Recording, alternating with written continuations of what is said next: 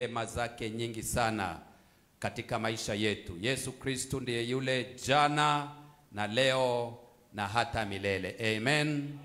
Yeye aliponya na leye bado anaponya leo. Jina lake Yesu ni jina lililo juu ya majina mengine yote. Mambo mengine yanaweza kuja na yapite, lakini yeye yupo. Amen. Naomba asubuhi hii ya leo tunyoshe mikono zetu mbele za Mungu. Leo ndiyo Jumapili yetu ya kwanza ya mwezi wa 10. Na nataka tukaweze kukabidhi mwezi huu mbele za Mungu. Mwambie Mungu matarajio ya moyo wako. Zungumza na Bwana. Mungu akaweze kuachilia kibali. Mungu akaweze kuachilia upenyo. Mungu akaweze kuzibariki na kazi za mikono yako kwenye mwezi huu. Mungu akaweze kutembea nasi. Musa akasema, Bwana, usiponiambia ni nani atakwenda pamoja nasi, usiniruhusu tutoke mahali hapa, kwa sababu maadui wametuwekea mitego kwenye barabara, kwa sababu kuna watu wametuchimbia mashimo kwenye barabara. Mungu akamwambia Musa, wema wangu, my presence, my glory, utukufu wangu utaandamana pamoja na wewe. Asubuhi hii ya leo, Mungu wetu akienda pamoja na wewe tutashinda. Yeye akienda pamoja na wewe, mashimo aliyokuchimbia Mungu atakuvukisha. Mungu atapigana na wanaopigana na wewe. Kwenye mwezi huu wa 10 ni mwezi wa utimilifu wa kinabii. It is a month of fulfillment of prophecy. Oh, we are telling God, go together with us. Oh God, Bwana ukaende pamoja nasi. Bwana ukatusaidie. Mungu ukatupiganie. Maana kwake mambo yote yanawezekana. Nataka tumtazame yeye tu, maana aliangikwa pale msalabani kwa sababu yetu. Na yeye akasema yote yamekwisha. Ni yeye tu ndiyo sababu ya kuabudu kwetu. Yeye ndiyo sababu ya ibada hii ya leo. Katika jina la Yesu, mwezi huu wa 10 wacha tukaukabidhi mikononi mwa Mungu. Bwana, mwezi huu katende miujiza. Tunanena na hali kama ile ambayo mtumishi wako alinena nayo kwenye bonde lililojaa mifupa mikavu. Tunainenea ikawe hai. Ninanena uzima katika mwezi huu. Ninanena uponyaji katika mwezi huu. Ninanena kibali katika mwezi huu, mwezi wa 10. Ninanena uponyaji, ninanena ulinzi. Kila silaha yoyote ambayo imefanyika kwa sababu yetu haitafanikiwa kabisa. Kwa jina la Yesu, ninatangaza uhuru, ninatangaza uzima, ninatangaza uponyaji, ninatangaza kibali kwenye mwezi wa 10. Kila kilichojiinua kinyume na ufahamu wa neno la Mungu kwenye mwezi huu, kwa neno la kinabii, na zinenea zikayeyuke. Kila pingu za adui, kila kongwe za adui, na zinenea zikavunjike, zikasambalatike kwa jina la Yesu. Ninakunenea uzima, ninakunenea afya, ninakunenea kibali kwa jina la Yesu, katika jina la Yesu, kwamba watasimama lakini hawatafaulu, maana Mungu wako atakutetea. Mungu wako atakupigania. Tunafungua Bwana mwezi huu, tunafungua baraka za kiungu, tunafungua baraka za kuamuriwa, tunafungua kibali katika jina la Yesu. Tunafungua roho ya mafanikio, tunafungua roho ya kukutumikia, tunafungua roho ya kukupenda katika mwezi wa 10. Bwana, tunakupenda, tutakutumikia mwezi huu. Pokea utukufu, pokea heshima zote na adhama. Wewe ni Mungu, hakuna mwingine kama wewe. Wewe ni mfalme, hakuna mwingine kama wewe. Wewe ni Mungu mwenye uwezo. Asante Yesu, kwa sababu umetenda mambo ambayo Bwana hatujaweza Bwana kuyatenda hapo awali. Umetenda mambo mapya. Umetuinua kiwango, umetupigania, umetusaidia, umekuwa upande wetu Mungu. Kwa jina la Yesu, kwenye mwezi huu wa 10, Bwana, Maandiko yanasema kwa sababu tuna nguvu ndogo, umeweka milango zilizo wazi mbele yetu na hakuna mwanadamu awezaye kuzifunga. Umetuinua na hakuna mtu awezaye kutushusha. Kila aina ya silaha za kiuchawi, za kiuganga ambazo ziliandaliwa kinyume nasi, tunazikataa, tunazipinga, tunaziyeyusha katika jina la Yesu. Ninatangaza maadui zako watakuwa makapi, njia zao zitakuwa utepetepe, njia zao zitakuwa utelezi. Kila maneno yaliyonenwa kinyume nasi tunayakataa, tunayakanusha, tunayadhalilisha, tunayarudisha katika jina la Yesu. Mwezi huu sawa sawa na neno la Mungu ni mwezi wa utimilivu wa kinabii. Maneno yote ambayo Mungu alinena nasi na ndoto zetu zitatimia mwezi huu wa 10 katika jina la Yesu. Bwana wa mabwana, mfalme wa wafalme, Mungu uliye hai, Mwokozi, tegemeo, Bwana, mwezi huu Bwana ukatuinue kiwango, utukufu mpaka utukufu, kwa jina la Yesu, kwa jina la Yesu. Asante Bwana, kwa jina la Yesu Kristo nimeomba na kuamini. Mtu aseme amen. Unaweza pata nafasi ukaweze kukaa. Mungu akubariki, Mungu akuhekimishe, Mungu akupeleke utukufu mpaka ule mwingine, Mungu akakuinue viwango katika jina la Yesu Kristo. Amen. Nataka tufungue maandiko kwenye kitabu cha Ezekieli, maana mwezi huu Mungu alinena nami kwamba ni tufanye mwezi wa shukurani, a month of thanksgiving, kumshukuru Mungu tu, maana yeye ni Mungu. Lakini kabla ya hapo naomba twende kwenye kitabu cha Ezekieli 29. Ezekieli 29 na mstari wake wa kwanza na wa pili.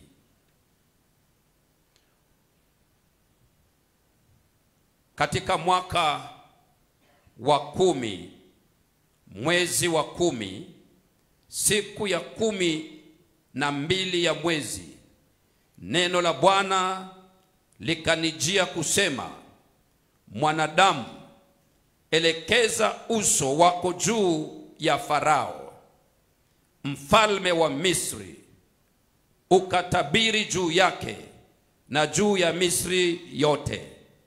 Nena useme, Bwana Mungu asema hivi, tazama mimi ni juu yako, ewe Farao mfalme wa Misri, joka kubwa au teaye kati ya mito yake, aliyosema mto wangu ni wangu mwenyewe, nami nimeufanya kwa ajili ya nafsi yangu. Nami nitatia kulabu katika tayo ya zako, nami nitawashikanisha samaki wa mito yako na magamba yako, nami nitakutoa katika mito yako pamoja na magamba yako.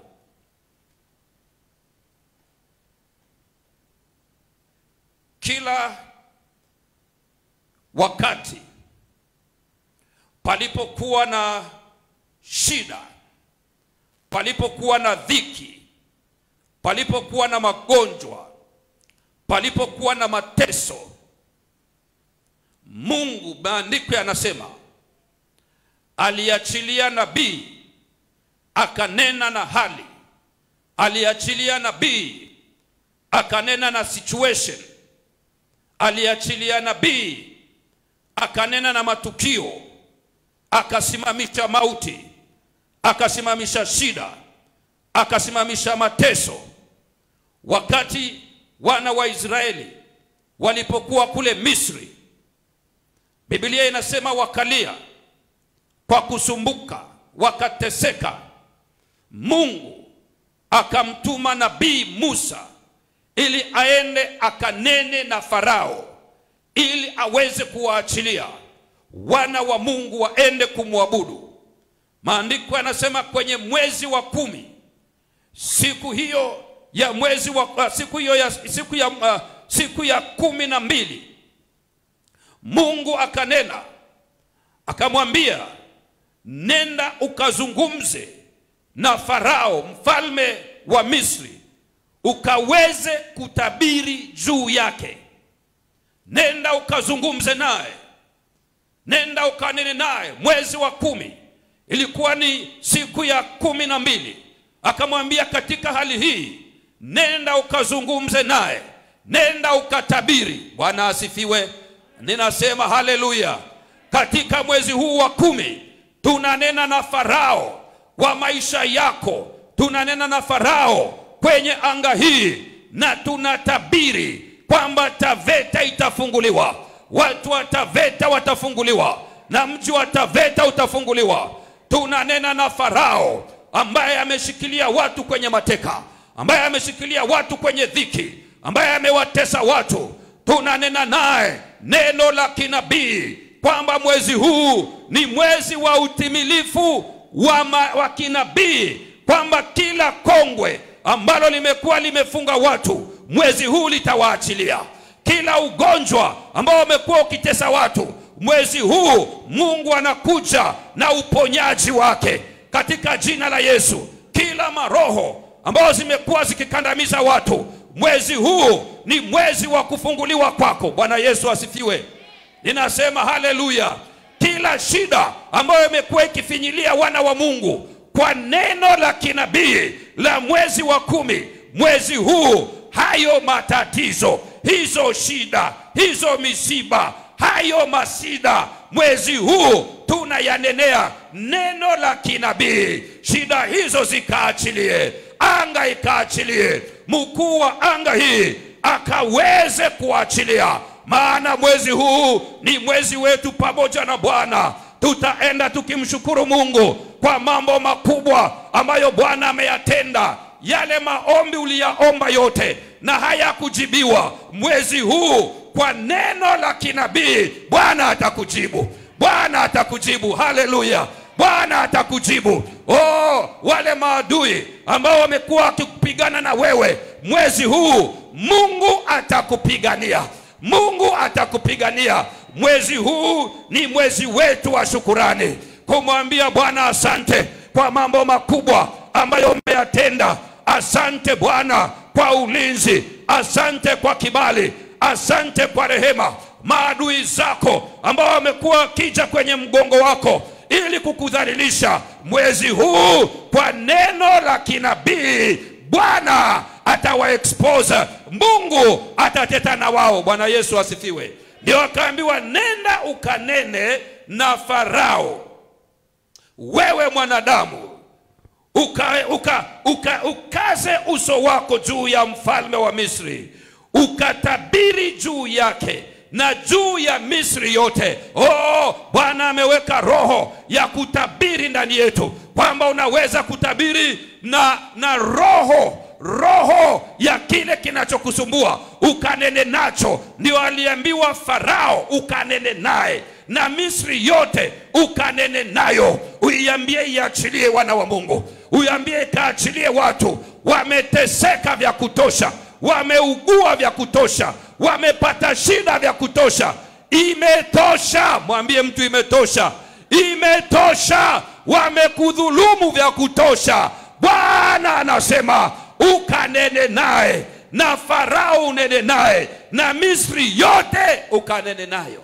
Utanena nayo kivipi? Mwezi huu ni mwezi wetu wa kwenda mbele za Mungu na shukurani. Namwambia Bwana asante kwa kunipigania, asante kwa kututetea, asante Bwana umekuwa pamoja nasi, asante maana umedhalilisha maadui zetu. Wakati ambapo Daudi alizungukwa na maadui kwenye kitabu cha Zaburi, unajua alifanyaje? Mara 7 kwa siku Daudi alienda mbele za Mungu na shukurani. Unajua, unapoomba Mungu huwa anajibu maombi. Anajibu maombi akiyasikia. Maana kuna maombi mengine Mungu hasikii. Mungu hajibu maombi yote. God don't answer every prayer. Anajibu maombi ya mwenye haki. Mungu hajibu maombi yote. Angekuwa anajibu maombi yote, kuna watu wasingekuwa hai. Maana kuna watu wamekuwa wakikuombea ufe. Mungu hajibu maombi yote. Bwana Yesu asifiwe. Kuna maombi Mungu hajibugi. Anajibu yale maombi ya mwenye haki ambayo yameombwa sawa sawa na mapenzi yake. Kwa hivyo usijali hata kama kuna watu waliamua kukuombea vibaya, Mungu hawajibu. Mungu hajibu maombi yote. Angekuwa anajibu maombi yote, ingekuwa hii Kenya haiko. Walisema itayeyuka, itaharibika, itakwisha. Lakini bado iko. God don't answer every prayer. Mungu huwa anajibu maombi ambayo yameombwa sawa sawa na mapenzi yake. God responds prayer according to his will.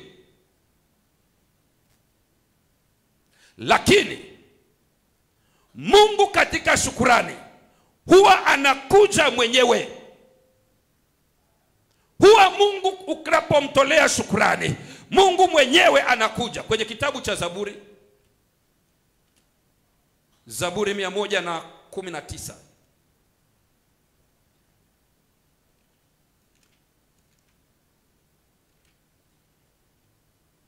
Na mstari ule wake wa 164. Zaburi 119 mstari wa 164. Mara 7 kila siku na kusifu kwa sababu ya hukumu za haki yako. Haya ndiyo Daudi aliyokuwa ananena. Anasema mara ngapi? 7 kwa siku na kusifu. Maana sifa ni silaha. Sifa ni silaha. Sifa zinajibiwa haraka. Thanksgiving doesn't waste time. It answers suddenly. Ndio anasema mara 7 kwa siku. Kwa hivyo alikuwa anaenda kule, wakienda wakisimama kinyume na yeye, anakimbia kwenye hekalu. Bwana, wewe ni mwema, wewe ni mfalme, hakuna Mungu mwingine kama wewe. Sikiliza nikwambie, anasema mara 7 kwa siku, sio kwa mwaka. 7 times in a day anasema I offer thanksgiving. Anarudi, anaingia asubuhi, anasema Bwana, ninakusifu. Wewe ni Mungu, hakuna kama wewe. Wewe ndio nimeniweka kuwa mfalme. Wewe ni baba yangu. Anarudi tena, anamwambia wewe ni Mungu uliyenipa niongoze Yuda na Israeli. Anasifu mara 7 kwa siku.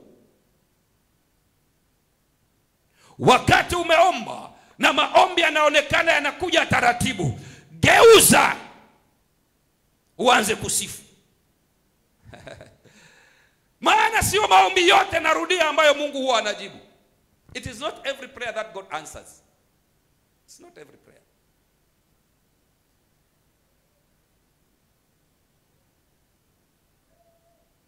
Kuna maombi ya kiuchawi ambayo Mungu huwa hajibu. Mbalize, mpige, tunamdhalalisha. God don't answer every prayer. Lakini Mungu kwa sifa huwa anashuka, anakuja mwenyewe. Kwa hivyo wakati mwingine unapoombea watu vibaya, jua kwamba hayo hayajibiwi. Umepoteza muda. Lakini ukiingia kusifu, wewe ni Mungu mkuu, wewe ni Mungu muweza, wewe ni Mungu mwenye mamlaka. Sikiliza, mara 3 kwa siku Daudi aliingia kuomba. Kwenye Zaburi 55 mstari ule wake wa 17. Zaburi 55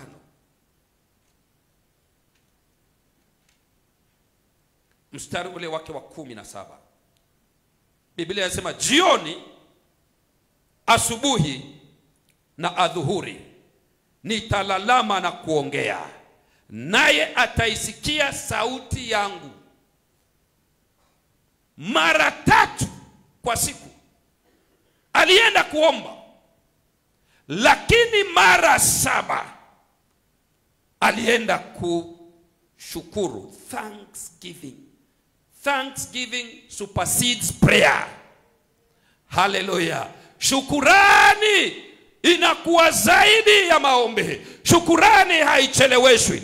Shukurani haiwezi kukosa kujibiwa. Shukurani haina mbadala, maana Mungu hawezi kujishukuru mwenyewe. Mungu hawezi kujishukuru. Alituumba tukamshukuru. Ndio anasema mara 3 asubuhi, akaingia tena mchana, akaingia tena jioni. Jioni, asubuhi na adhuhuri. Anasema nikaingia, lakini kwa hiyo siku akarudi mara 7. Maana yake alikuwa anaenda mbele za Mungu mara 10 kwa siku. Mara 3 kwa maombi, mara 7 kwa shukurani. Mara 3 kwa siku. Bwana nipiganie, pigana na maadui zangu. Bwana nisaidie, teta nao wanaoteta nami. Bwana nikumbuke. Mara 3 kwa siku tu akiwa anaomba. Lakini mara 7 akiwa anamwambia Mungu, wewe unastahili. Hakuna Mungu mwingine kama wewe. Unastahili. Asante kwa sababu ya uzima. Asante kwa sababu ya kibali. Asante kwa sababu ya neema zako. Asante kwa sababu ya rehema. Akiwa anashukuru, Mungu naye anashuka. Mungu anakuja. Mungu anamtetea. Wanadamu wa leo wamejawa na malalamiko. Wamejawa na uchungu. Wamejawa na kuona mabaya. Lakini Mungu anapenda kushukuriwa. Wakati watu wamemshukuru Mungu, yeye hufungua milango ambayo ilikuwa imefungika. Maandiko yanasema kuna bwana mmoja kwenye Acts, Matendo ya Mitume 16. Utaweza kusoma kuanzia mstari wa 25. Wanaitwa Paulo na Sila. Paulo na Sila kwanza waliomba. Walipoomba, wakaona ni kama kuna kucheleweshwa fulani. Wakasema, adui hautujui wewe. Wakaanza kushukuru kwa sifa. Kule gerezani. Kule ambapo walikuwa wamefungiwa. Wakaanza kushukuru na kumsifu Mungu kwa ukuu wake, kwamba wewe ni Jehova, wewe ni Jabali, wewe ni Mungu. Wakasahau pain. Unajua walikuwa wamepigwa, wamecharazwa viboko, na hakuna mtu asikiagi uchungu. Hakuna mtu asikiagi uchungu. Lakini wakasema, tumelia vya kutosha, wacha tugeuze. Walipoanza kumshukuru Mungu, wanamshukuru Bwana, wewe ni mkuu, maana hakuna kile kinachotendeka juu ya nchi, juu ya ardhi. Hakuna kile kinachotendeka ambacho Mungu hajui. Kwa hivyo hata maombi huwa ni ya kumkumbusha tu Mungu, lakini hakuna kile Mungu hajui. Wakageuza, akaanza kumshukuru, wakaanza kumwambia Mungu asante, wakaanza kumsifu. Kumsifu maana yake ni nini? Wanasema jinsi ni mkuu. Na wanaposema jinsi ni mkuu, wamepigwa, vidonda viko kwenye mwili wao. Wamepigwa kwa sababu ya huyu Mungu, lakini wakakataa wasimlalamikie. Wakasema yeye ni Mungu anayajua. Yeye ni Mungu alitaka tuje hapa ili tuweze kujitukuza, ili aweze kujitukuza. Maana maandiko yanasema yeye mwenyewe Mungu Yesu hujua kile atakacho kitenda. Katika Yohana 6:6 inasema he himself knew what he would do. Kwa hivyo akasema hapana, hatutakaa hapa katika uchungu, hatutakaa hapa katika kujisikitikia. Wakaanza sifa, wakaanza kushukuru. Oh, thanksgiving opens doors that were closed. Bwana Yesu asifiwe. Nyosha mkono wako, sema asante Yesu. Sikiliza kile kilichotendeka katika Matendo ya Mitume 16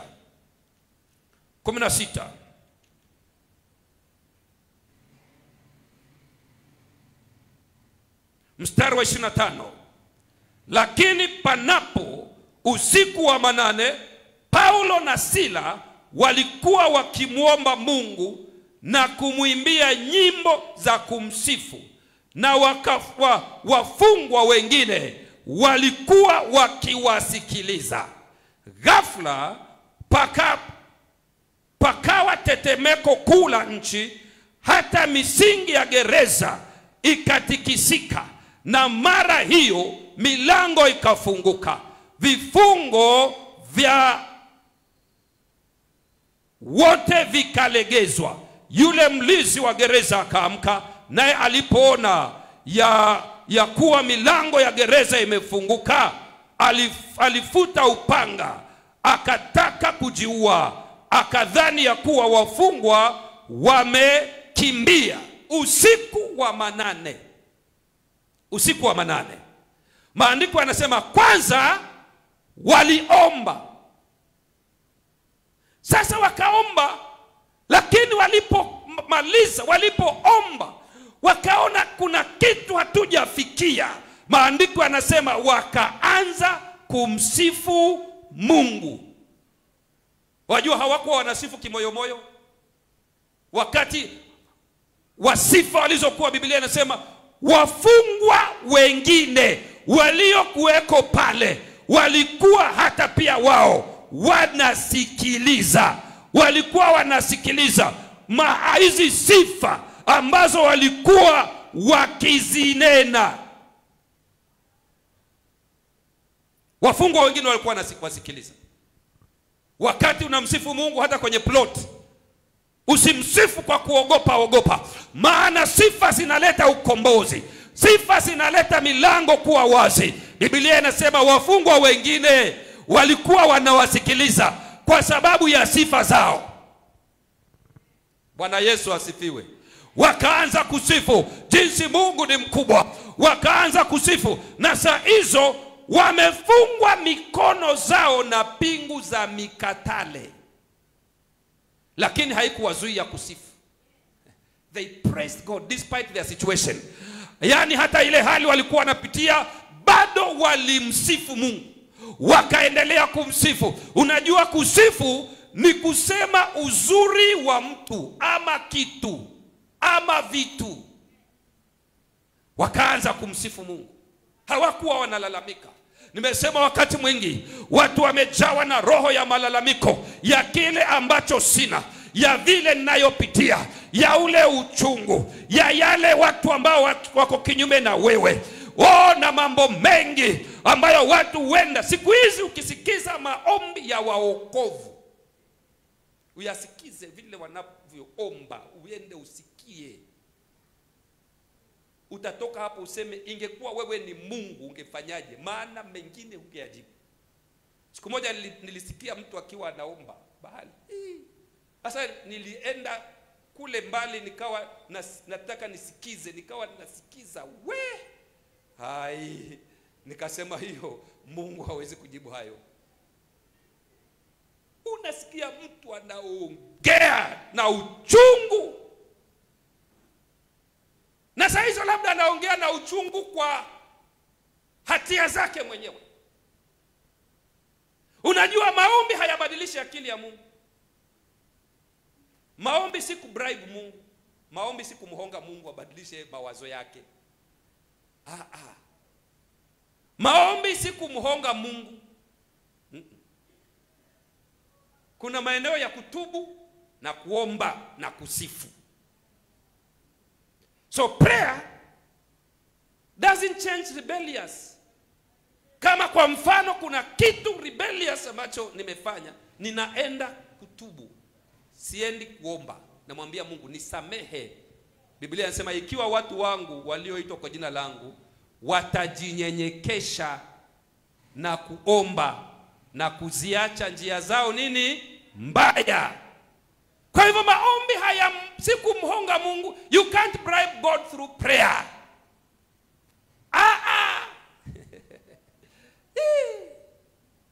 Mungu husikia maombi. Yale mambo huwa watu wanaomba, Mungu kweli masikio yake huwa anasikia mambo mengi sana.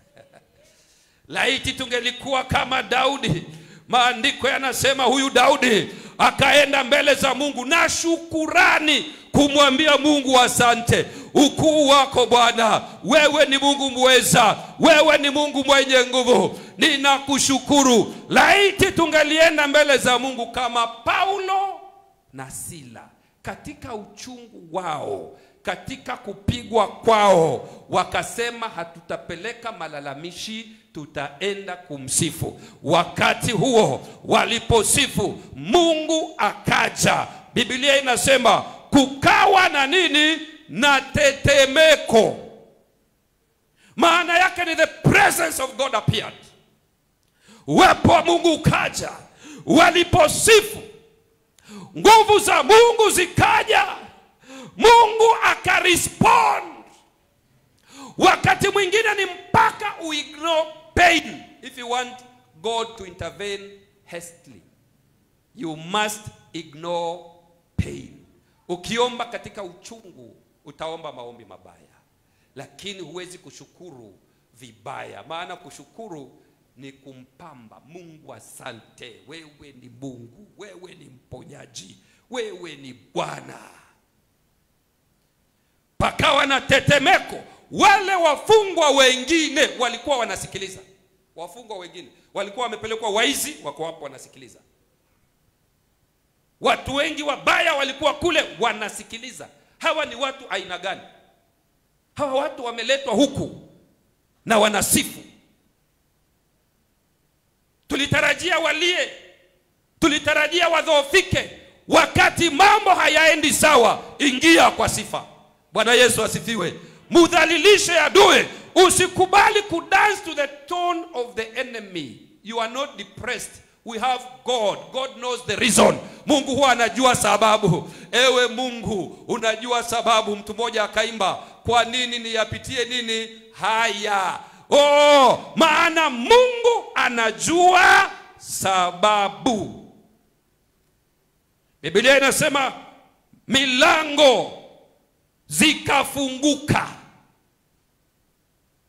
Milango zikafunguka. Sifa inafanya milango zilizokuwa zimefungwa zikafunguke. Milango za kazi, milango za jamii, milango za kutetewa na Mungu, milango za baraka. Sifa zinafanya milango zikaweze kufunguka. Sijui ni milango zipi zako ambazo zimefungwa asubuhi hii ya leo. Bwana yuko hapa wakati tunamsifu. Milango zinafunguka. Sema zinafunguka. Unajua ilikuwa ni physical doors. Milango imefungwa na vifuli. Milango za jela nasikia huwa hazifungwi na kufuli moja. Zinafungwa na hii, zinawekwa kingine, na watu wanaokuwa na mafunguo si mmoja. Huyu yuko kule, huyu yuko kule. Different people, different keys. Lakini Biblia inasema walipoendelea kusifu, hizo milango zikafunguka zenyewe. Mungu akashuka kwa sababu ya sifa. Kwa sababu ya sifa, whenever answer seems to be coming slowly, change the game and start thanksgiving. Wakati majibu yanaonekana hayaji, umeomba uponyaji, lakini uponyaji umechelewa, anza kumshukuru Mungu. Bwana wewe wajua. Asante Bwana umenipa uzima. Mungu hata wewe unajua. Si hata ugonjwa kwako si kitu. Si ulifufua wafu. Unaanza kumsifu wakati majibu yamechelewa.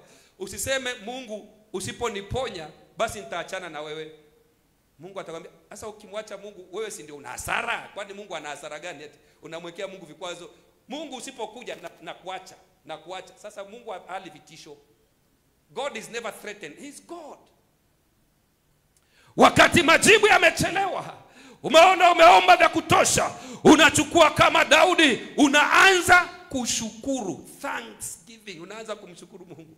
Mungu asante, asante Bwana, asante, ninakushukuru. Maana unaposhukuru, Mungu mwenyewe huwa anakuja, Mungu mwenyewe huwa anashuka. Wakati Paulo na Sila walipokuwa kule usiku wa manane na wakaomba, na ninarudia, wakaomba, walipomaliza kuomba, wakati wakuwa naomba hakuna kitu kilichotendeka, lakini walipoanza kusifu, wakaanza kumsifu Bwana, Mungu akasikia. Maana Mungu anashuka na anakaa katikati ya sifa za watu wake. Watu wakitaka kupigana na wewe, waachie Mungu, wewe enda msifu Mungu. Watu wakikunena mabaya, waachie Mungu, wewe msifu Mungu. Hali ikiwa mbaya, iachie hiyo hali Mungu, wewe msifu Mungu. Wakati umeenda kwa kazi, umeona wengine ulisoma nao wameajiriwa, wewe bado unasota, usiende kwa waganga, anza kumshukuru Mungu. Waambie Bwana asante, maana kuna watu pia wana kazi lakini wanaumia. Kuna watu wana kazi lakini ni wagonjwa. Sasa wewe hauna, lakini githeri ikija unaranda. Mungu amekupa afya, amekupa appetite, amekupa uzima, unatembea, unamshukuru Mungu. Kwa haya maisha, I want to tell you something. Kuna vitu utakuwa navyo na mwingine hana, na kuna vitu mwingine atakuwa navyo na wewe hauna.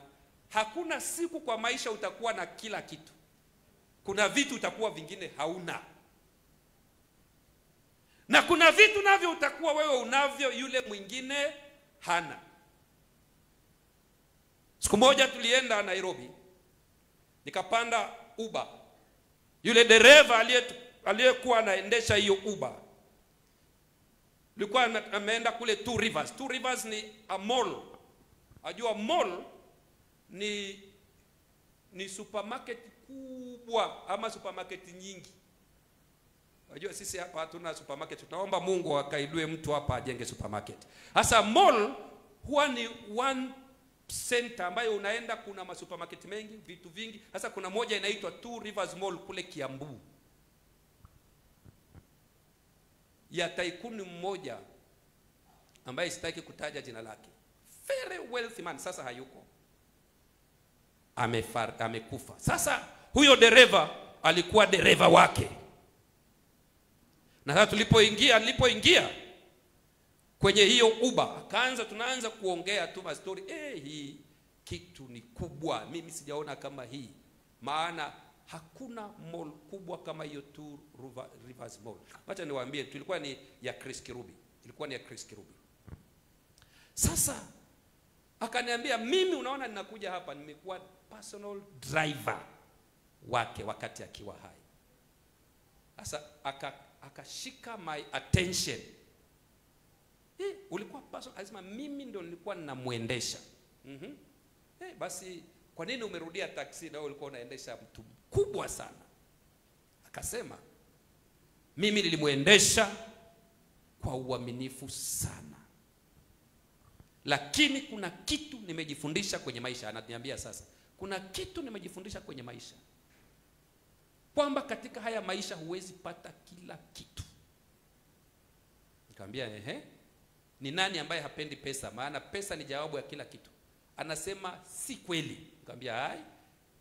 Akaniambia sikiliza, huyo tajiri yangu nilimuendesha akiwa mzima na nikamuendesha akiwa mgonjwa. Aliposhikwa na ugonjwa sana, amedhoofika, ananiita, ananiambia twende tutembee Mathare. Kwa hivyo ninamuingiza kwenye gari yake, tunatembea ili tu akabadilishe mazingira. Maana alikuwa na cancer, kwa hivyo ni chungu sana. Anasema anaenda ameweka pesa nyingi hapa, zimebadilishwa pesa nyingi hapa kwa miguu yake. Anaenda akikutana na wale machokora, anamwambia hebu simama, anawaita. Unajua machokora wakiitwa wanakimbia, wanakuja rundo. Anawaambia habari zenu, wanasema mzuri, tuna shida ya chakula, tuna nini, wanaimba machokora, maana wana expect wasaidiwe. Na yeye anatoa pesa anawapa. Alafu akawaambia huyu kwamba mimi natamani hayo maisha yenu sana. Yaani ningekuwa ni mzima lakini niwe sina pesa na nina afya. Natamani hiyo sana. Lakini sasa mimi nina kila kitu na nafa. I have everything but I'm dying. Akawaambia natamani hiyo maisha yenu. Nyinyi ambaye mnayejidharau, mnakula kila kitu kwenye mapipa na hamwende hospitali. Mnakaa na afya na hamwende hospitali. Natamani hiyo maisha. Natamani hiyo maisha. Kumbe katika hii dunia, ndio nikasema kila mtu anaweza kuwa ana kitu ambayo yule mwingine hana. Unaweza kuona wewe hauna, lakini kuna kile ambacho wewe unacho. Mwingine ukienda kule hospitali yuko ICU, anatamani tu atoke apumue na hewa hii ambayo tunaichezea. Anatamani atembee tu kwa miguu. Anatamani tu atoke akisema Mungu siku moja nisaidie, nitembee tu kwa miguu. Nitembee tu kiasi. Ndio maana ni vyema kumshukuru Mungu. Ni vyema kwenda mbele za Mungu na shukrani. Ndio maana Paulo na Sila wakakataa kuwa intimidated. Wakagundua kwamba ndio tuko kwenye gereza, ndio tuko kwenye kifungo, ndio tuko kwenye uchungu. Hatujaletwa hapa kwa sababu ya kuiba. Tumeletwa hapa kwa sababu ya huyu Mungu, na wacha tumsifu sasa. Maana waliomba mambo yakawa ni kama hayaendi. Wakaomba majibu ni kama yakawa yamechelewa. Wakaanza kumsifu, wewe ni Mungu mkuu, wewe ni Mungu mwenye nguvu, wewe ni Mungu mkuu. Shukurani inafungua milango. Wakati watu wametaka kupigana na wewe, nenda mbele za Mungu na shukurani. Nenda mbele za Mungu ukishukuru. Thanksgiving is never a stranded. Shukrani haziwi a stranded. Bwana Yesu asifiwe. Thanksgiving is never stranded. Wakati wale wengine wafungwa walikuwa wanasikiliza sifa za hawa watu, wanasikiliza vile Mungu anatenda. Na Mungu alipokuja kutenda kuokoa kwa lile gereza, wafungwa wote walifunguliwa. Hata wale ambao walikuwa hawaamini, wale walikuwa wanasikiliza. Ndio maana nasema sifa zinaleta ukombozi hata kwa majirani. Sifa zinaleta ukombozi. Wakati mambo hayako sawa, unamwambia Mungu, unaenda mbele za Mungu na moyo wa shukurani. Na moyo wa shukurani. Kumshukuru Mungu ni weapon, ni silaha ambayo shetani hawezi kuresist. Bwana Yesu asifiwe. Danieli aliomba, maombi yakazuiliwa siku 21. Kukawa kuna mkuu wa anga amewazuia. Prayer is powerful. I'm not despising prayer. Lakini maandiko yanasema hivi kwamba unapomsifu Mungu, umeomba, unaingia kwenye sifa. Umsifu, unapomsifu Mungu ni silaha ambayo no Satan can resist thanksgiving. No demon. Hakuna pepo ambaye anaweza kuresist shukurani. Maana shukurani inaenda moja kwa moja kwa Mungu. Sikiliza nikueleze kitu. Kuna binti mmoja alikuwa anaitwa mtoto wa Herodai ama katika Mark 6 mstari wa 22. Kwamba akasema hivi, nataka ni mshurutishe baba yangu ili nikaweze kupata kile ninachotaka. katika Mathayo Marko 6, na binti wa Herodia, Marko 6 mstari ule wa 15, mstari wa 15,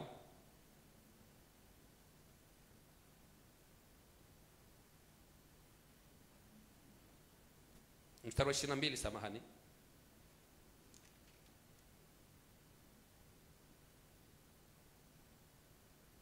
Mstari wa 22, ndipo binti yake yule Herodia alipoingia akacheza, akampendeza Herode na wale walioketi pamoja naye karamuni.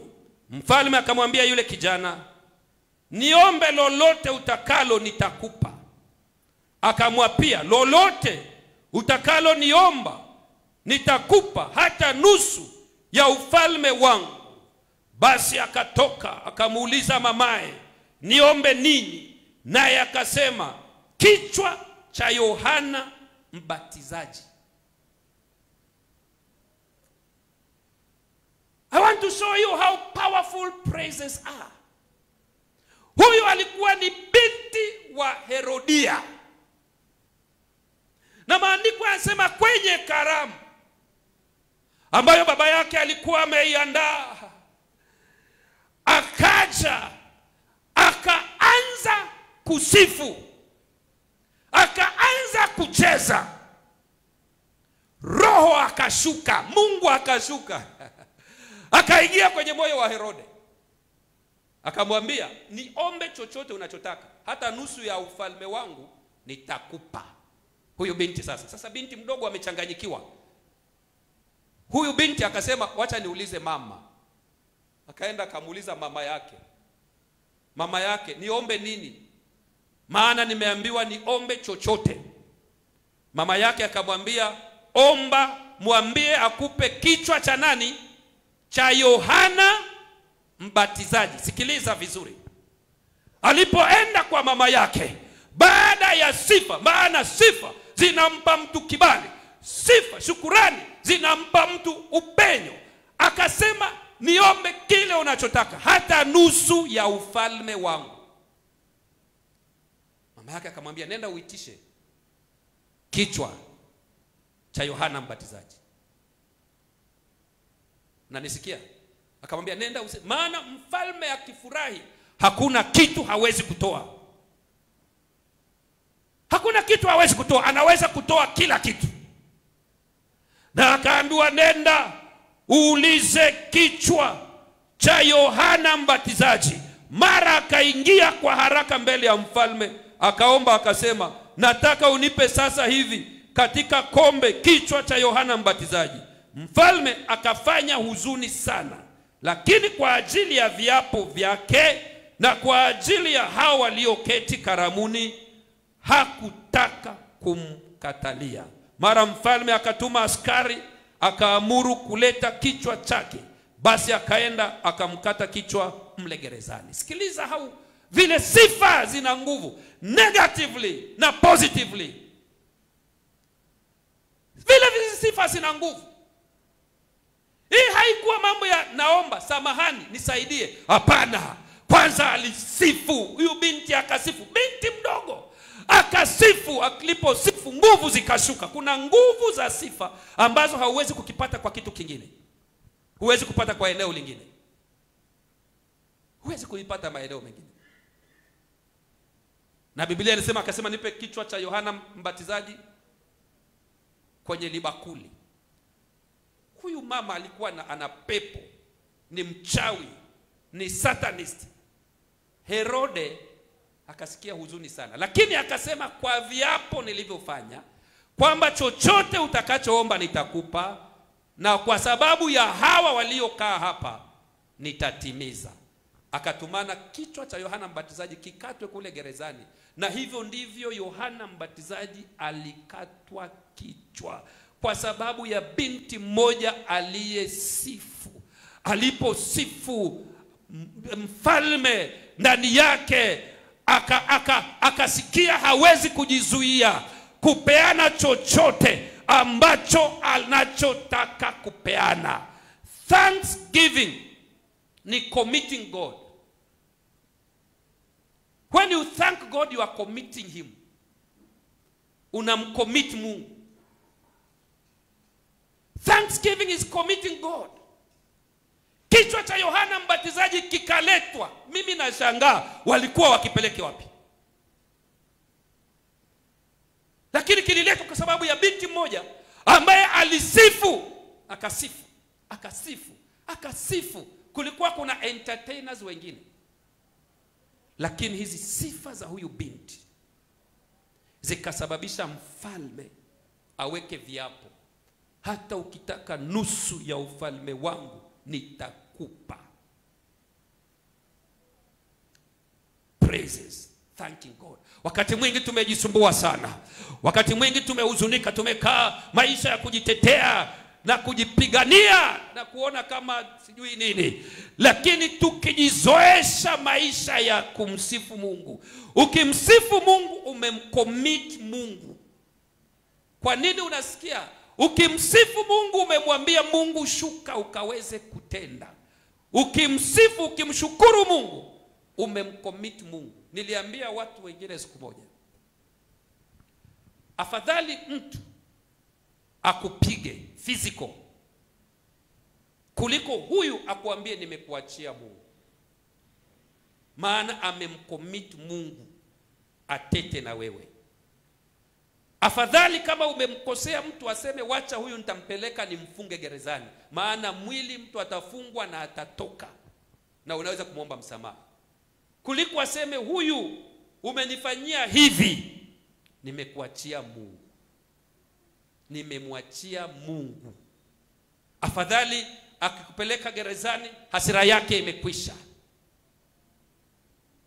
Na maana kumwachia Mungu, ukimwachia Mungu, God takes control. Na the biggest avenue ya Mungu kumcommit Mungu ni kupitia thanking him. Mwambia Mungu asante hata kwa hili Bwana. Nimekuachia Mungu, nitetee, Mungu nipiganie. Wakati mwingine unaweza kwenda kwenye hali ya kusingiziwa. Achana kujitetea sana kwa maneno. Wanadamu hawatakuelewa. Hata ukiwaambia hawatakuelewa. Wameshafanya misimamo zao. Mwambie Mungu hata hili nimekuachia. Bwana wewe wajua. Mungu wewe wajua. Hata hili nimekuachia. Bwana Yesu asifiwe. Maana wanadamu wakifanya misimamo zao.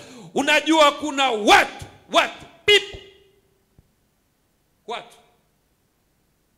kwamba akikuchukia anaenda afanye kampeni, arecruit watu waingie upande wake wakuchukie pamoja. Sasa wanadamu hawawezi. Waachie Mungu. Let God. Kuna hali ambazo huwezi, achia Mungu. Biblia inasema kuna kwenye Luka 17 mstari wa 15 na 16 kwamba wale watu wenye ukoma 10 waliponywa. Waliponywa na Yesu. Wote walipona. Ujue jinsi wanadamu walivyo. Kwamba watu wengi mahali walipo akisaidika huwa anaweza kwenda kupazungumza vibaya ama asirudi. Tuliambiwa mtu mmoja alisema hata umpe kuku pilau, kuku njia yake ya kujisafisha ni kuweka mdomo kwenye udongo, kwamba atakula hiyo chapati. Njia yake utaona tu ameenda kwa udongo, vumbi, ameweka nini? Mdomo kwa vumbi. Ndio njia yake ya kufurahi hivyo, kwamba anasafisha, amekula chakula kitamu. Kuna watu hata ukimsaidia bado ataweka udongo kwa mdomo. Biblia inasema hawa walipopona wote, ni mmoja tu aliyekumbuka kwenda kumwambia Yesu asante. Ndio maana nimekuja kusema na mtu kwamba sikiliza, mambo ya Thanksgiving ni mambo ya individual. Huyu mmoja akadisani akasema wacha niende, na yeye akarudi akaenda kumwambia Yesu asante. Wale wengine wakashikana na wakasema kwa nini turudi tumshukuru? Ni haki yetu. wakaenda zao, wakatokomea zao. Lakini kwenye kitabu hicho mstari ule wake wa 15, ninapenda hiyo, maana kuna kile ambacho walipata wale wengine hawakupata. Mstari ule wake wa 10 na nisome tu mstari wa 15 na 16 kwa mstari michache ili nimalize.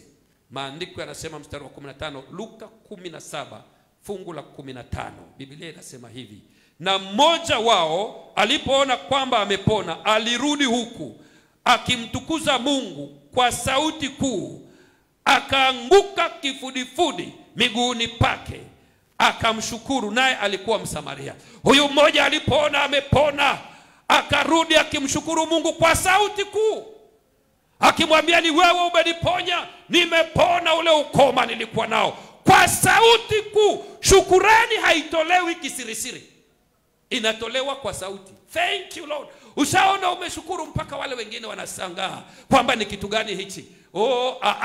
Mashukurani si intercession. Shukurani si intercession, ni kuzungumza. Biblia inasema kwa sauti kuu, excitement. Asante, asante Bwana umeniponya. Na Biblia inasema akaanguka kifudifudi miguuni mwake. Worship. Akamwabudu. Thanksgiving is individual. Gratitude is individual. Ni mtu binafsi. Ni mtu binafsi. Ndio maana nimekuja kukutangazia, ambaye unayenisikiliza hapa saa hizi na wale wanaonisikiliza kwenye mtandao, sikiliza niwaambie, kila malango ya gereza ambayo imekuwa ikiwafunga, leo tunayaamurisha yakaweze kuachilia. Kila vifungo vikaweze kuachilia maisha yenu kwa jina la Yesu. Kila hali ambazo umekuwa ukingangana nazo, hebu nyosha mkono wako mbele za Bwana. Nataka ukaweze kutamka, kama kuna mambo yamekuwa yakikuzuia, yamekuwa yakikufunga, yaambie leo yakasikie sauti ya Mungu. Kila gereza likapate kusikia sauti hii, likapate kusikia sauti hii. Biblia inasema, sikiliza, huyu mmoja akarudi akamwambia asante. Na ule usiku wa manane walipokuwa kule ndani, wakaanza kushukuru. Vifungo kule gerezani zikafunguka. Kila gereza ambalo limekuwa likikuzuia, kila gereza ambalo limekuwa likizuia maombi yako, tunaamurisha leo hilo gereza likafunguke kwa jina la Yesu. Wakati ukimsifu Bwana, huwa unamuattract. Daudi alikaa maisha ya kusifu.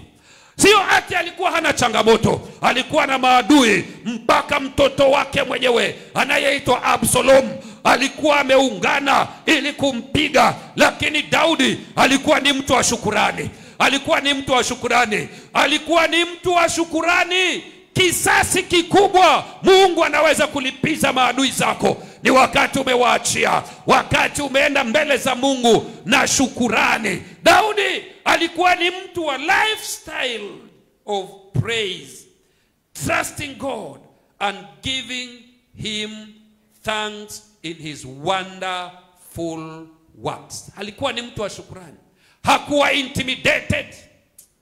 Hakukubali kuzuiwa na hali yoyote. Alikuwa ni mtu wa kushukuru. Hujapata kazi, pepa zako kila wakati unarudishwa. Unaenda mbele za Bwana, unamwambia Mungu, ninakushukuru maana kazi ni zako. Promotion haitoki kusini ama magharibi, inatoka kwako. Unatoka kwenye malalamiko, unaingia ile ambayo inajibiwa kwa haraka. Inaitwa shukurani. Inaitwa shukurani. Bwana Yesu asifiwe. Unaanza kumshukuru Mesia, unaanza kumshukuru Bwana. Hebu tusimame kwa miguu zetu. Hebu nataka tukaweze kusimama. Wakati uko committed kwa thanksgiving, Mungu na yeye huwa anakupatia favor, huwa anakupatia kibali. When you are committed in thanksgiving, God releases favor. God releases favor when you are committed in thanksgiving. Daudi kila wakati alikuwa anaenda mbele za Mungu, na alikuwa anaenda akicheza, alikuwa anaenda akishukuru. Biblia inasema mara 7 kwa siku Daudi aliingia akishukuru. Daudi aliingia akishukuru 7 times. Alijua siri, akasema hizi hali ninazopitia nataka niende mbele za Mungu kwa kumshukuru ili Mungu ashuke. Na Mungu alikuja kwa Daudi. Mungu alikuwa anakuja kumtetea. Mungu alikuwa anakuja kumpigania. Daudi alikuwa ni mtu katika moyo wa Bwana kwa sababu ya sifa. Sifa za moyo wa Daudi zilimgusa Mungu, and he became a man after God's own heart because of praises. Kwa sababu ya thanksgiving, kwa sababu ya sifa, zikamtoa kuwa mtu wa kawaida tu, zikamtoa kuwa mtu wa kawaida tu, zikamuingiza kuwa mtu katika moyo wa Bwana. Katika moyo wa Bwana, he was a man after God's own heart because of praises. You can praise your way into the heart of God. When you face challenges, don't look at the bigness of challenges. Look at the bigness of your Creator. Na yeye ukaweze kumsifu. Maana hakuna kile kitu ambacho hawezi kukitenda. Wakati umeanza kuangalia hali unazopitia, wakati umeanza kuangalia uchungu unaopitia, shetani huwa ana magnify ile shida. Lakini wakati umeidespise na unamsifu Mungu, unaanza kumsifu na kumshukuru, Mungu huwa anashuka, maana anadumu kwenye sifa za watu wake. Inua mikono zako mbele za Mungu. Nataka ufungue kinywa chako ukaweze kumshukuru Bwana. Ni uchungu gani umekuwa nao kwenye moyo wako? Ni kitu gani, hali ipi ngumu? Nataka ubadilishe maombi leo. Nataka usilalamike leo. Nataka uende mbele za Mungu na moyo wa shukurani. Nataka uende mbele za Jehova na moyo wa shukurani. Fungua kinywa chako, mshukuru tu. Fungua kinywa chako, mshukuru. Itaje hiyo hali, mshukuru Mungu kwa sababu ya hiyo hali. Kwa sababu ya hiyo shida, mshukuru Mungu. Itaje mbele za Mungu kwa shukurani. Kwa jina la Yesu, kwa jina la Yesu. Panaweza kuwa umepitia kwenye hali ya ugumu na kudhalilishwa na kusingiziwa. Usiogope, enda mbele za Bwana. Mwambie tu, Bwana nakushukuru. Fungua kinywa chako sasa. Kwenye hali ya ugonjwa, unaona huu ugonjwa umeweka makao kwako, nenda mbele za Bwana na kushukuru. Unaona umeonewa kama wakina Paulo na Sila, lakini wakaenda mbele za Mungu usiku wa manane na kushukuru. Na kushukuru, milango za gereza zikatikisika. Milango za gereza zikatikisika. Milango za gereza zikatikisika. Oh, nenda mbele za Bwana na kushukuru. Itaje hilo jambo ambalo limekuwa linakuuma, ambalo limekuwa linakuudhi, ambalo limekuwa ligumu, ambalo unaona haujajibiwa. Mwezi huu wa 10 ni mwezi wa shukurani. Ni mwezi wa shukurani, kwamba tunageuza maombi, tunaenda na kushukuru mwezi huu. Kila siku ya ibada zetu, kila Jumapili ya ibada zetu, tunakuja kumshukuru Mungu. Kila maombi tutakayoomba hapa ni maombi ya shukurani. Mwezi wa 10 ni mwezi wetu wa kunena, kuzungumza shukurani, kumwambia Mungu asante. Na baada ya mwezi huu utaona mambo makuu ambayo Mungu atayatenda, na milango zilizokuwa zimefungika utaona Bwana akizifungua kwa sababu ya shukurani. Fungua kinywa chako sasa, mwambie Bwana asante.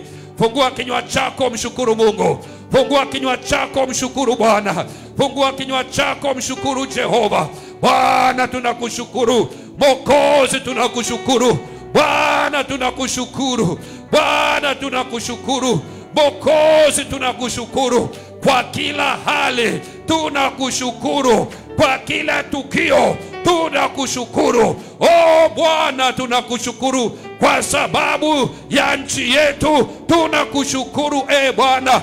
Kwa sababu ya taifa letu, kwa sababu ya kanisa hili tunakushukuru. Pokea utukufu. Tunakushukuru kwa biashara za wateule hawa. Tunakushukuru kwa familia zao. Tunakushukuru kwa kazi zao. Tunakushukuru kwa sababu Bwana wewe ni Mungu. Tumetoa dhabihu ya shukurani kwenye vinywa vyetu. Pokea utukufu Bwana.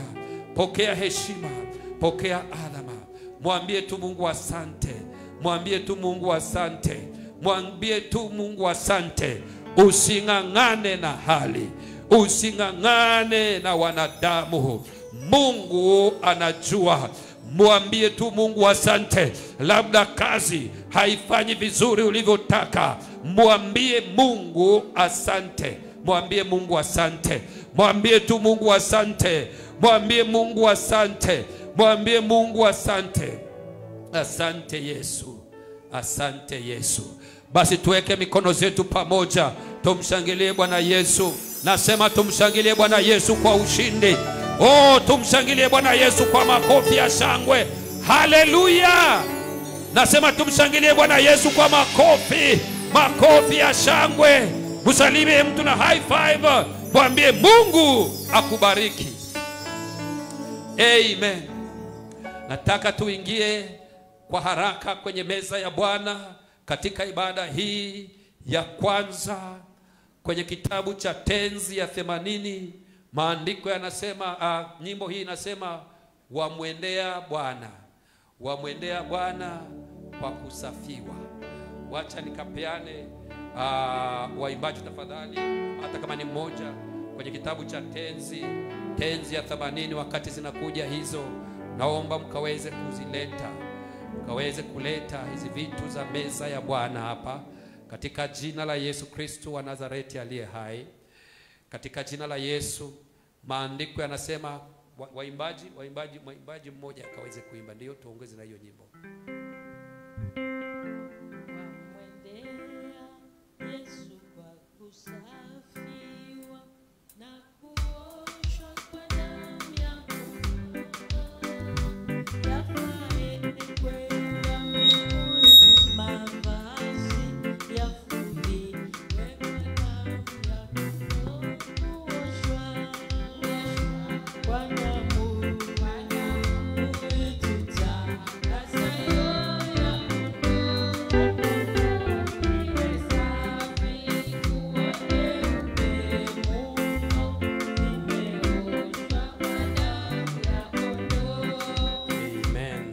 Kwa maana mimi nalipokea kwa Bwana niliyowapa ninyi, ya kuwa Bwana Yesu usiku ule aliotolewa alitwaa mkate, naye akiisha kushukuru akaumega, akasema, huu ndio mwili wangu ulio kwa ajili yenu, fanyeni hivi kwa ukumbusho wangu. Na vivyo hivyo baada ya kula akakitwaa kikombe, akasema, kikombe hiki ni agano jipya katika damu yangu, fanyeni hivi kila mnywapo kwa ukumbusho wangu. Maana kila mulapo mkate huu na kukunywea kikombe hiki, mwaitangaza mauti ya Bwana hadi ajapo. Basi kila aulaye mkate huo au kukinywea kikombe hicho cha Bwana isivyostahili, atakuwa amejipatia hatia ya mwili na damu ya Bwana. Lakini mtu ajihoji mwenyewe, na hivyo hivyo aule mkate na kukinywea kikombe. Maana alaye na kunywea hula na kunwa hukumu ya nafsi yake, kwa kutokuupambanua ule mwili. Kwa sababu hiyo wako wengi kwenu walio hawawezi, na wengine dhaifu, na watu kadha wa kadha wamelala. Leo hii tunapokula mkate ambao ni mwili wa Kristo, tunakula uponyaji wetu, tunakula msamaha. Ni vyema mtu ajihoji ndani ya moyo wake, maana maandiko yanasema, yule alaye kunywea kikombe isivyostahili anakunwa na kula katika hukumu yake. Hii ndio sakramenti ambayo inatuwezesha kukaa karibu na Mungu, ambapo tunapokula Mungu anatuponya madonda, anatuponya magonjwa yetu, anaponya maisha yetu. Lakini huwa ni mpaka tuende mbele za Mungu kama kuna dhambi mtu amwambie Mungu nisamehe, mtu amwambie Mungu nisaidie. 26 ya Mathayo inasema, nao walipokuwa wakila, Yesu alitoa mkate akaubariki akaumega akawapa wanafunzi wake akasema, twaeni mle, huu ndio mwili wangu. Kwa hivyo leo tunapotumia meza ya Bwana, napenda kubariki mkate huu na kutakasa ukawe mwili wa Kristo, na kubariki kikombe hiki, leta karibu, na kubariki kikombe hiki kikawe divai, hii divai ikawe damu ya Yesu, katika jina la Yesu Kristo. Neema ya Bwana inayotosha ikatuponye, ikatutoshe. Neema ya Bwana inayotosheleza ikatutosheleze, watu wengi wakapone. Kwa jina la Yesu Kristo nimeomba na kuamini, amen. Basi unaweza tufanye haraka tafadhali, tuongozwe na hiyo nyimbo tu.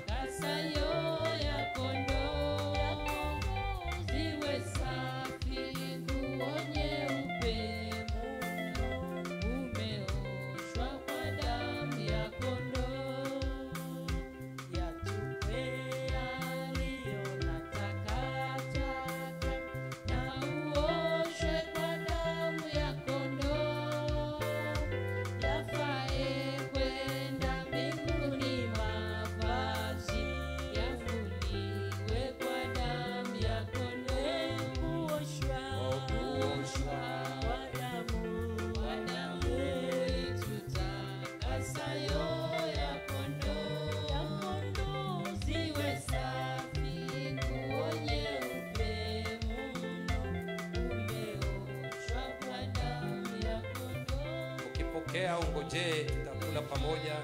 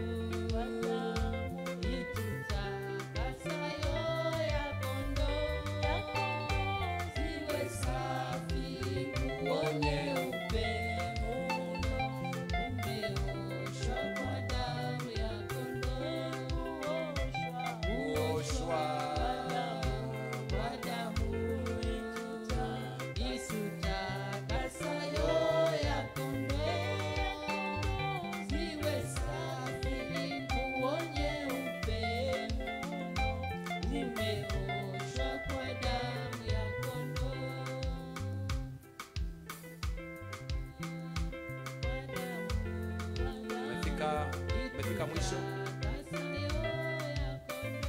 Pande huu kila mtu amepata? Kama hujapata unyoshe mkono ili huduma. Kila mtu yuko sawa?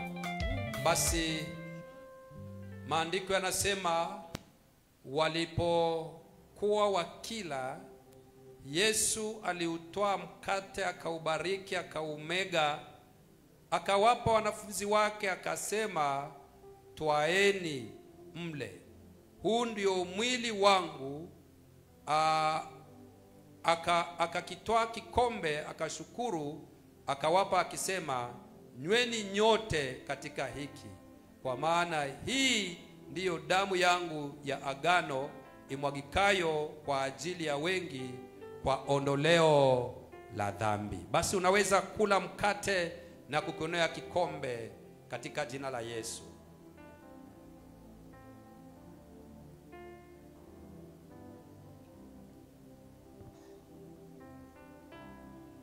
Hii ni damu ya Yesu inayoosha na kusafisha, inayotakasa.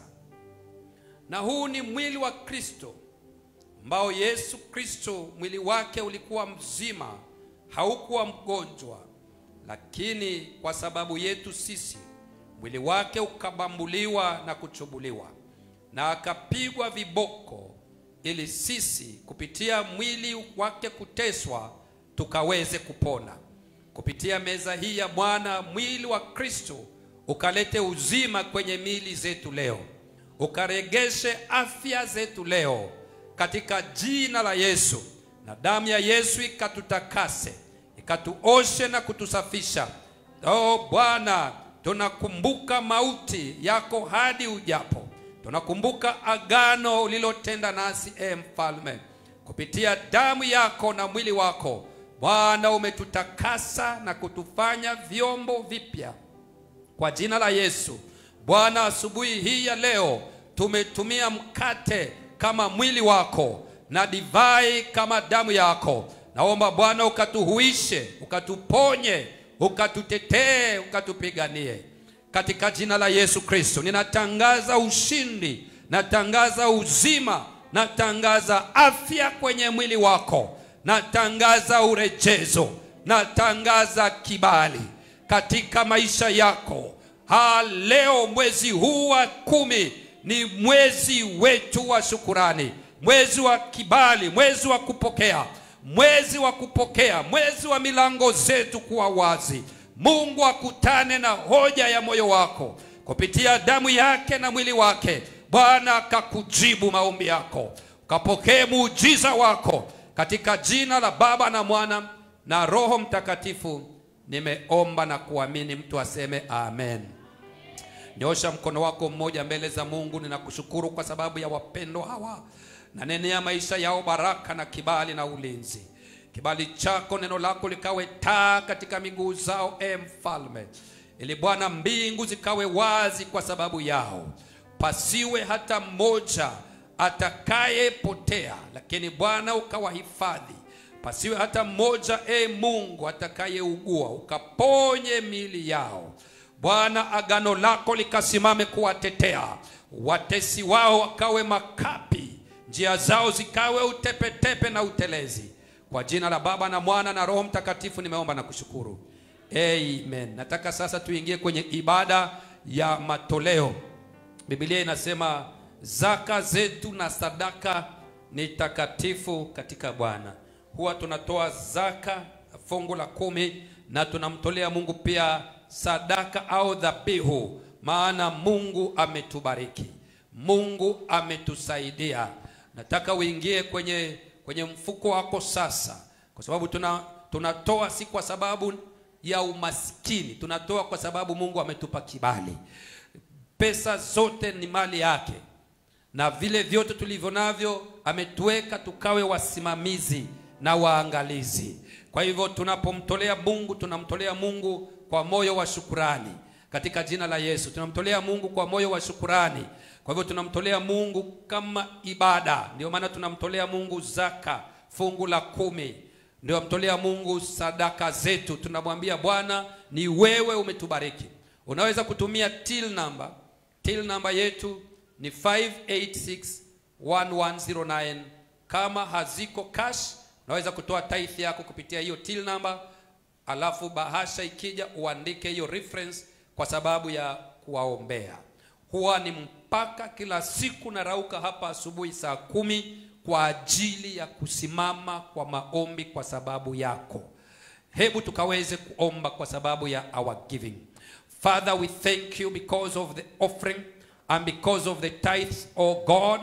I commit them before you. Bless the work of our hands. Rebuke the devourer on our behalf in the name of Jesus. I pray that heavens are open because of the offerings, because of the tithes. Open heavens for us, oh God, in this month of October. In Jesus' name we pray. Amen.